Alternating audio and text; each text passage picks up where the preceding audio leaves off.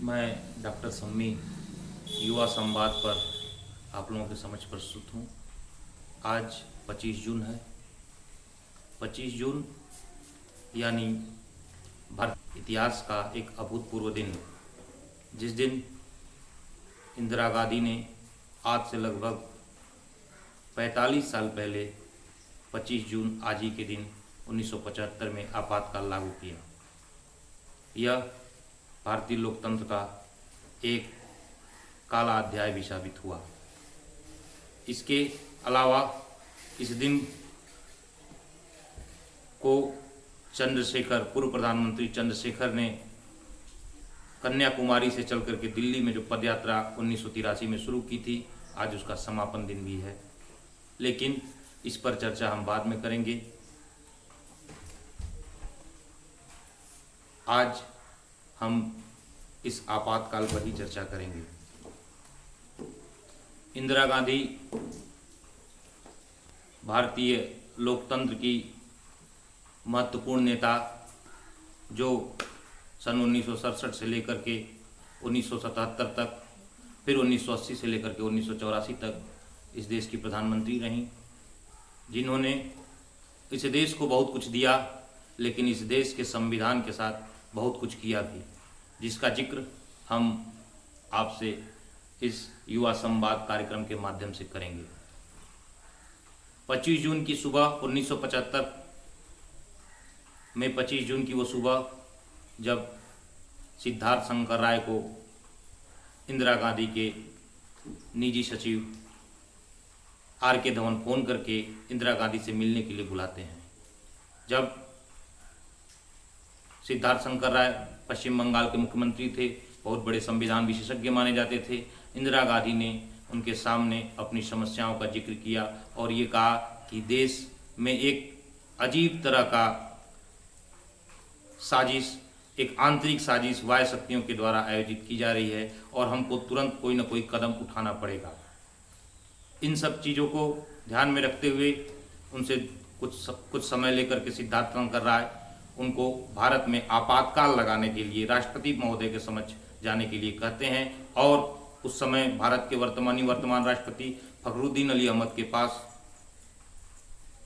इंदिरा गांधी और सिद्धार्थ शंकर राय जाते हैं, वहाँ देश की स्थितियों को बताते हैं और उसके बाद एक आपातकाल की सहमति भारत के राष्ट्रपति और भारत के वर्तमान प्रधानमंत्री के बीच में बनती है और इससे संबंधित कागजात उनके विशेष सचिव पी.एन. धर तैयार करते हैं और उस पर राष्ट्रपति का हस्ताक्षर होता है। ये उस 25 जून 1975 की ये घटना है और ये सब कार्यक्रम होते होते शाम हो जाती है, अंधेरा होने लगता है। उसके बाद दूसरी तरफ इंदिरा गांधी अपने इस विधि विशेषज्ञ सिद्धार्थ शंकर राय से बैठ करके आपातकाल के पहलुओं पर चर्चा करती हैं। आपातकाल कल राष्ट्र के नाम और मंत्रिमंडल के बीच किस तरीके से इस आपातकाल के अध्यादेश को, आपातकाल के इस अध्यादेश को पारित कराए, मंत्रिमंडल की सहमति ली जाएगी और किस तरह से देश की जनता को इस आपातकाल के बारे में परिचय दिया जाएगा। इस पर उन लोगों की एक लंबी वार्ता होती है। उधर दूसरी तरफ संजय गांधी, आर.के. धवन और उनके तमाम संजय गांधी के सहयोगी उन नेताओं की सूची तैयार करते हैं कि किसको किसको हमको गिरफ्तार करना है, किन किन पत्रकारों पर गिरफ्तार करना है, किस तरीके से हम सेंसरशिप प्रेस पे लागू करेंगे। और ये तमाम दोनों पक्षों के लोग कि आपातकाल को स्थापित करने के लिए, आपातकाल का संवैधानिक रूप से प्रतिस्थापित करने के लिए एक प्रयास करते हैं। इसके पहले, उसके पूर्व हम यह जानना चाहेंगे कि ये आपातकाल की परिस्थितियां पैदा कैसे हुई। 1971 में देश का आम चुनाव होता है। इंदिरा गांधी 518 सीटों में से 358 सीटें जीत करके लोकसभा में पहुंचती हैं। उसके बाद जैसा कि हम लोग जानते हैं कि भारत पाकिस्तान युद्ध होता है और उसमें बांग्लादेश नामक एक नया देश सृजित होता है इंदिरा गांधी के इस पराक्रम से। देश में इंदिरा गांधी की बुलंदी की लहर है, लेकिन इसके साथ ही साथ इंदिरा गांधी की जो संशोधन रहे, समाजवादी संशोधन, भूमि सुधार के संशोधन, औद्योगिक इकाइयों का राष्ट्रीयकरण, ये सब चीज़ें देश में एक अलग तरह का वातावरण पैदा करती हैं। जिस प्रकार से हम ये जानते हैं कि भूमि सुधार से जो बड़े बड़े सामंतवादी किसान थे उनके ऊपर काफ़ी प्रभाव पड़ता है। वो एक धड़ा जो बड़े सामंती किसानों का, वो इंदिरा गांधी से असंतुष्ट है। दूसरी तरफ उद्योगों का सरकारीकरण, बैंकों का राष्ट्रीयकरण करने से एक भारत का उद्योगपतियों का एक बहुत बड़ा तबका इंदिरा गांधी से नाराज है। इसके अलावा ये जो एक सुधार, आर्थिक सुधार, सामाजिक सुधार जो इंदिरा गांधी के द्वारा क्रांतिकारी तौर से चलाए जा रहे थे, उसका एक प्रभाव ये भी पड़ता है कि देश में बेरोजगारी का भी संकट आता है। इसी के साथ ही अंतर्राष्ट्रीय बाजारों में कच्चे तेलों की दाम की वृद्धि होती है, भारत का आयात का खर्च ज़्यादा पड़ता है, तो राजकोषीय घाटे भी सामने आने लगते हैं। इसके साथ ही साथ जो एक सबसे महत्वपूर्ण बात जो उनके निजी हिस्से को प्रभावित करती है, वो है उनके पुत्र संजय गांधी पर मारुति कंपनी के साथ साठगांठ का आरोप। और इस साठगांठ में भ्रष्टाचार की बू आती है और लोग ये आरोप लगाते हैं कि संजय गांधी ने मारुति कंपनी को लाभ देने हेतु बहुत सारे उद्योग के नियमों में अवैधानिक संशोधन किए। ये एक प्रारूप हो गया। इसके अलावा इंदिरा गांधी की तरफ से हम लोग जानते हैं कि सन 1967 में सुप्रीम कोर्ट में गोलकनाथ वाद था, जिसमें सुप्रीम कोर्ट ने यह कहा था कि भारत की संसद को मौलिक अधिकारों में हस्तक्षेप करने का अधिकार नहीं है, और उसके अगेंस्ट में जाकर के 24वां संविधान संशोधन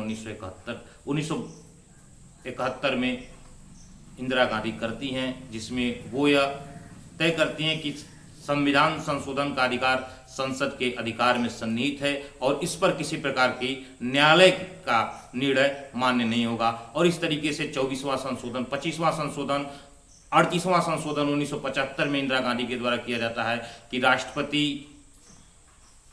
भारत के राष्ट्रपति और राज्यपाल के अध्यादेश जो आपातकाल पर लगाए गए, उस पर किसी प्रकार का उसके खिलाफ किसी प्रकार के निर्णय देने का अधिकार उच्चतम न्यायालय, उच्च न्यायालय को नहीं है। इसके अलावा 39वां संविधान संशोधन जो है, जो इस देश की व्यवस्था में एक निर्वाचन आयोग की परिसीमा में परिवर्तन करते हुए यह संविधान संशोधन पारित करती हैं कि देश के राष्ट्रपति, उपराष्ट्रपति, लोकसभा अध्यक्ष और प्रधानमंत्री के निर्वाचन की प्रक्रिया के खिलाफ आप उच्च न्यायालय, उच्चतम न्यायालय नहीं जा सकते। तो एक बहुत बड़ा अंतर्विरोध। इसके बाद ये तो एक अंतर्विरोध इंदिरा गांधी के द्वारा न्यायपालिका के परिक्षेत्र में किया गया। इसके साथ ही देश में विपक्षी पार्टियों के द्वारा और छात्रों, नौजवानों और किसानों के द्वारा एक अघोषित आंदोलन धीरे धीरे गुजरात से शुरू हुआ, जो लगभग 1973 में शुरू हुआ और वह 1974 में तब जाकर के अपने एक मुकाम पर पहुंचा जब गुजरात के मुख्यमंत्री विठल भाई पटेल को इस्तीफा देना पड़ा। और यह आंदोलन गुजरात से होते हुए, जैसा कि यह माना जाता है कि इस आंदोलन में की शुरुआत गुजरात के किसी शिक्षण संस्थान के छात्रावास में भोजन सुधार और भोजन की मेस फीस की वृद्धि के खिलाफ वहाँ के छात्रों के द्वारा शुरू किया गया, लेकिन यह आंदोलन गुजरात सरकार के खिलाफ खड़ा होता गया और अंत में वहाँ गुजरात की कांग्रेसी सरकार का इस्तीफा लेते हुए वहाँ राष्ट्रपति शासन लगाया गया। और यह आंदोलन धीरे धीरे बिहार की तरफ बढ़ता चला गया। बिहार में कांग्रेस के गफूर खां की सरकार थी और उस सरकार के खिलाफ में बिहार के छात्र नेताओं द्वारा, बिहार के किसान नेताओं द्वारा एक आंदोलन खड़ा किया जा रहा था, जिसके परिप्रेक्ष्य में जो गुजरात आंदोलन के मुख्य नेता बनकर के उभरे जयप्रकाश नारायण को वहां बिहार के छात्र नेताओं ने आमंत्रित किया अपने यहाँ, अपने इस गफूर खां की सरकार के खिलाफ, इस कांग्रेसी सरकार के खिलाफ खड़ा होने, आंदोलन का नेतृत्व करने के लिए। जयप्रकाश नारायण आंदोलन के नेतृत्व करना स्वीकार करते हैं, लेकिन उसके पहले वह छात्रों से, नौजवानों से इस बात की गवाही कराते हैं। इस आंदोलन को विनम्रतापूर्वक अनुशासनात्मक तरीके से चलाया जाएगा और गांधीवादी रास्ते से चलता हुआ यह आंदोलन निश्चित तौर पर अपने लक्ष्य को पहुंचेगा। लेकिन अगर इन रास्तों के खिलाफ, गांधीवादी रास्ते के खिलाफ अगर खिलाफ जाते हुए हिंसक गतिविधियों को बढ़ावा देते हुए आंदोलन को उग्र रूप दिया गया तो जयप्रकाश नारायण इस आंदोलन से अपने आप को वापस ले लेंगे। जयप्रकाश नारायण से एक विरोध इंदिरा गांधी का भी व्यक्तिगत तो काफी अच्छे संबंध थे, लेकिन समय अनुसार एक विरोध बढ़ता जा रहा था और जो विरोध व्यक्तिगत से लेकर के एक आध बार जयप्रकाश नारायण इंदिरा गांधी से मिले और उन्होंने इंदिरा गांधी को ये कहा कि आप बिहार की सरकार को बर्खास्त कर दीजिए, गुजरात की सरकार आपने बर्खास्त की है, बिहार की सरकार बर्खास्त करवाइए और राष्ट्रपति शासन लगवाइए। तो इंदिरा गांधी ने एक चेतावनी भरे लहजे में कहा, चेतावनी भरे एवं असंतोष भरे लहजे में कहा कि आप राष्ट्र के बारे में कब सोचेंगे। और यह बात जयप्रकाश नारायण को चुभ सी गई और उसके बाद एक व्यक्तिगत विरोध, राजनैतिक विरोध तो शुरू से ही था लेकिन एक व्यक्तिगत विरोध भी खड़ा हो गया। इस प्रकार बिहार के छात्र आंदोलन का भी नेतृत्व जयप्रकाश नारायण के नेतृत्व में वहां के छात्र नेताओं द्वारा एक बहुत बड़ी रैली का आयोजन पटना के गांधी मैदान में किया गया। वो दिन भी 5 जून 1974 का था। इस रैली में जयप्रकाश नारायण ने संपूर्ण क्रांति का नारा दिया और संपूर्ण क्रांति के नारे को परिभाषित करते हुए जयप्रकाश नारायण ने कहा कि यह क्रांति भारत के दबे कुचले लोगों को सत्ता के शीर्ष पर बैठाने की क्रांति है। इसलिए इसमें सारे देश के दबे कुचले, पीड़ित, युवा, किसान, मजदूर शामिल हो। और एक बहुत ही शानदार रैली 5 जून 1974 को पटना के गांधी मैदान में हुई। इस रैली का संयोजक के तौर पे लालू प्रसाद यादव, नीतीश कुमार, रामविलास पासवान, सुशील मोदी और भी बहुत सारे नाम हैं जो बिहार की छात्र राजनीति के उगते हुए सितारे थे, जो बाद में भारतीय राजनीति के उभरते सितारे बने। इस आंदोलन की नींव में इनका योगदान था। इस तरीके से ये आंदोलन धीरे धीरे बढ़ रहा था और एक तरफ सरकार का सड़क पे विरोध हो रहा था, एक तरफ सरकार का न्यायपालिका में जो हस्तक्षेप था, तो न्यायपालिका के अंदर अंतर विरोध पैदा हो रहे थे और न्यायपालिका अपने अपने तरीके से सरकार का विरोध कर रही थी। इसी बीच HR खन्ना को उनके 2 वरिष्ठ न्यायाधीशों के ऊपर वरीयता देते हुए उनको उच्चतम न्यायालय का न्यायाधीश बनाया गया। इसके साथ ही और भी बहुत सारे बदलाव न्यायिक व्यवस्था और प्रशासनिक व्यवस्था में किए जा रहे थे। लेकिन इसी बीच 12 जून 1975 में एक अद्भुत फैसला इलाहाबाद हाई कोर्ट सुनाती है, जिसमें वह 1971 में रायबरेली में इंदिरा गांधी के निर्वाचन को रद्द घोषित करती है और यह कहते हुए और उसके साथ ही यह निर्देश भी देती है कि इंदिरा गांधी ने इस चुनाव को जीतने में कदाचित संसाधनों का प्रयोग किया जो आपत्तिजनक है और संविधान के विरुद्ध है। अतः इंदिरा गांधी आने वाले 6 वर्षों तक चुनाव भी नहीं लड़ेंगी या लोकसभा या राज्यसभा की सदस्य नहीं बन सकती। इस तरीके से एक विरोध पैदा हुआ और उस विरोध, लेकिन उच्च न्यायालय ने अपने इस निर्णय के खिलाफ उच्चतम न्यायालय जाने की अनुमति दी और उच्चतम न्यायालय में 14 जुलाई 1975 को तारीख सुनिश्चित हुई कि उस दिन उच्चतम न्यायालय इस निर्णय पर अपना निर्णय देगा। लेकिन इसी बीच एक और घटना घटती है। 24 जून 1975 को एक न्यायाधीश कृष्णा साहब, जो उस समय अवकाश पे रहते हैं लेकिन संवैधानिक व्यवस्था को कायम करने के लिए अवकाश पर रहते हुए एक निर्णय पारित करते हैं कि जब तक इस मामले पर सुनवाई नहीं होती तब तक इंदिरा गांधी इस देश के प्रधानमंत्री के पद पर रह करके इस देश की व्यवस्था को संचालित कर सकती हैं। और यह एक निर्णय उस उच्चतम न्यायालय के न्यायाधीश का इंदिरा गांधी के लिए संजीवनी का काम करता है। और जैसा कि मैंने पहले चर्चा किया कि 25 जून की सुबह को उनके निजी प्रतिनिधि सिद्धार्थ शंकर राय को बुलाते हैं और इंदिरा गांधी उनसे सलाह लेती है, संवैधानिक रास्ते खोजती है और अंत में वो रास्ता अनुच्छेद 352 का बनता है। और इस अनुच्छेद 352 के आधार पर फखरुद्दीन अली अहमद इसमें राष्ट्रीय आपातकाल घोषित करते हैं और यह आपातकाल जैसा कि हम लोग जानते हैं कि 2 साल तक चलता है, वो लगभग जाकर के मार्च 1977 में समाप्त होता है। इस आपातकाल में काफ़ी सारे संशोधन होते हैं। उसमें इंदिरा गांधी की तरफ से 20 सूत्री कार्यक्रम तय किए जाते हैं और जनता के बीच अगले दिन ही जनता के बीच वो ऑल इंडिया रेडियो पर आती हैं और ये कहती हैं कि इस जनतंत्र में जनतंत्र के विरोधी कार्यों को ही इनकार किया जा रहा है और एक बड़ी साजिश रची जा रही है हमारे खिलाफ, इस देश की लोकतांत्रिक व्यवस्था के खिलाफ, और हमें ऐसी असामान्यपूर्ण स्थिति से निपटने के लिए आपातकाल का निर्णय लिया गया है। इसमें देश की जनता को किसी प्रकार की कोई समस्या नहीं होगी। देश अपने पुराने कार्यक्रमों के अनुसार अपने विकास के कार्यक्रमों पर आगे बढ़ेगा। और 25 जून 1975 आधी रात को जब एक तरफ संजय गांधी, उनके सचिव पी अंधर, उनके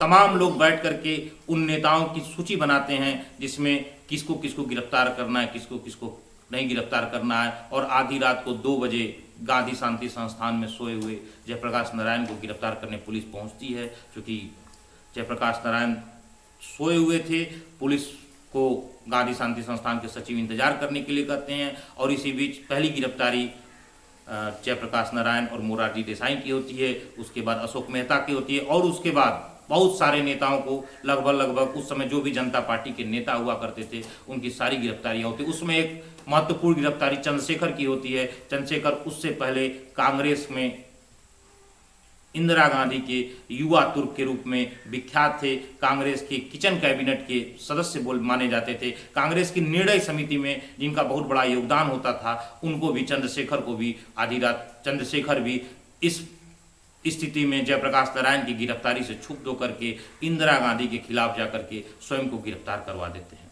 और अगले दिन सेंसरशिप लागू हो जाता है, सारे प्रेसों के बिजली के कनेक्शन काट दिए जाते हैं। इसके साथ ही तमाम पत्रकार, कुलदीप नैयर और भी तमाम जो बड़े बड़े पत्रकार थे के बहुत सारे पत्रकार उसमें गिरफ्तार कर लिए जाते हैं। और इस आपातकाल को साबित करने के लिए कांग्रेस में इंदिरा गांधी के समर्थकों का एक दल है, जैसे देवकांत बरुआ जो अध्यक्ष हुआ करते थे, वो एक नारा देते हैं कि इंडिया इज इंदिरा और and Indira is India and, और इसके साथ ही साथ वो इंदिरा का समर्थन करते हैं। उसके साथ ही साथ जो एक बहुत महत्वपूर्ण समर्थन इस आपातकाल को मिलता है वो है इस देश के राजनीतिक संत कहने जाने वाले विनोबा भावे का। विनोबा भावे इसे अनुशासन पर्व के रूप में लेते हैं। ये इस देश की राजनीति के साथ एक बड़ा दुर्भाग्य है। आज़ादी की लड़ाई में बहुत सारे लोगों ने अपना योगदान दिया, लेकिन उन्हीं लोगों में से निकले कुछ लोग फिर आज़ादी के लोकतांत्रिक हिस्सों को ही धीरे धीरे समाप्त करने के लिए अपने कहे अनकहे तौर पर उसका समर्थन किया और उसको पल्लवित और पोषित किया उन शक्तियों को जो देश की संवैधानिक व्यवस्था के खिलाफ जाकर के कुछ करना चाहती हैं। और इसी में मदर टेरेसा जो उस समय की समाज सेवी मानी जाती थी, उन्होंने भी इस आपातकाल का समर्थन किया। इसके साथ ही बहुत सारे ऐसे लोग थे जिन्होंने आपातकाल का विरोध किया और जिन जिन लोगों ने आपातकाल का विरोध किया उनको गिरफ्तार किया गया, उनको जेल में डाल दिया गया। और मीसा आंतरिक सुरक्षा अधिनियम के तहत सबको गिरफ्तार करके जेल भेज दिया गया। लाखों नौजवान इसमें गिरफ्तार हुए, सैकड़ों हजारों की संख्या में राजनीतिक दलों के नेताओं को गिरफ्तार किया गया। और इस तरीके से आज का दिन हम उसी बात को याद करने के लिए तैयार हुए। और उसके बाद तमाम संशोधन, हाँ एक बात और, इस आपातकाल का कैबिनेट की 25 जून की जो आपातकाल लागू होता है शाम को 7 बजे और दूसरे दिन सुबह 6 बजे कैबिनेट की मीटिंग बुलाई जाती है और उसमें बहुत सारे कैबिनेट मंत्री अनुपस्थित रहते हैं। लेकिन जो भी और भी अन्य कैबिनेट मंत्री, सिर्फ स्वर्ण सिंह जो उस समय इंदिरा सरकार के रक्षा मंत्री थे, उन्होंने इस आपातकाल को विरोध किया, लेकिन इंदिरा गांधी उन्हें समझाती हैं। उसके बाद 30 मिनट में कैबिनेट की मीटिंग समाप्त होकर के कैबिनेट का भी एक समर्थन इस आपातकाल को मिल जाता है। तो यहाँ तक भारत में लोकतंत्र की बुनियाद बड़ी गहरी है। इस आपातकाल का समर्थन बहुत कम लोगों ने किया, उससे ज़्यादा इस आपातकाल का विरोध किया। बहुत सारी पार्टियां, मार्क्सवादी कम्युनिस्ट पार्टी ने इस आपातकाल का समर्थन किया, जबकि भारतीय कम्युनिस्ट पार्टी, मार्क्सवादी लेनिनवादी मार्क्सवादी ने इसका विरोध किया। इसके साथ ही आरएसएस, आनंद मार्ग, सीपीआईएमएल, जमाते इस्लाम इत्यादि संगठनों पर खूब प्रतिबंधित कर दिया गया और बहुत सारे नेता, जनसंघ के नेता उस समय अटल बिहारी वाजपेयी, लाल कृष्ण आडवाणी वगैरह थे, वो सारे लोग गिरफ्तार किए गए। लगभग भारत का विपक्ष का पूरा नेतृत्व जेल में था। अब विषय यह उठता है कि किस तरीके से इस आपातकाल को देखा जाए। आपातकाल में 1976 में 42वां संविधान संशोधन किया इंदिरा गांधी ने, और ये एक तरीके से एक छोटा संविधान भी कहा जाता है, क्योंकि इसमें 40 अनुच्छेद जोड़े गए, एक अध्याय जोड़ा गया। इसके साथ ही साथ न्यायपालिका की शक्तियों को कमजोर किया गया, उसमें भी एडीएम जबलपुर वाला मामला भी है 1976 में। और उन सारे चीज़ों के साथ साथ मौलिक कर्तव्य इस संविधान में अनुच्छेद 51A के तहत जोड़े गए, सरदार स्वर्ण सिंह समिति की रिपोर्ट के आधार पर। तो बहुत सारे रचनात्मक कार्यक्रम हुए, जनसंख्या नियंत्रण पर कानून लाया गया, और एक तरीके से नसबंदी के कार्यक्रम छोटे छोटे कर्मचारियों और तमाम छोटे छोटे अपराधों में बंद लोगों पर लगाया गया। और ये इस प्रकार यह एक बहुत ही काला दिन, अगर संविधान की दृष्टि से देखें, अगर संवैधानिक परंपरा की गौरवशाली इतिहास की दृष्टि से देखें, भारत की आज़ादी के बाद इस सबसे बड़े लोकतांत्रिक व्यवस्था के उस व्यवस्थापिका के द्वारा तय किए गए स्वरूप के निर्धारण के आधार पर देखें, तो निश्चित तौर पर यह लोकतंत्र के लिए बहुत ही काला दिन है। हम इसके समर्थन में भी हो सकते हैं, इसके खिलाफ भी जा सकते हैं, लेकिन निश्चित तौर पर इंदिरा गांधी ने अपनी आपात शक्ति, संविधान के अंदर के अंतर्विरोधों का सहारा लेकर के भारत के संविधान में इस तरह की स्थिति पैदा की, जो आने वाले समय में कांग्रेस के लिए या लोकतंत्र के लिए निश्चित तौर पे अशुभ ही साबित होगा। और इसी बात के साथ मैं डॉक्टर सम्मी आपसे आपको इस संवाद प्रक्रिया को आगे बढ़ाते हुए अगले समय तक आने से पहले के लिए विदा लेता हूं। धन्यवाद।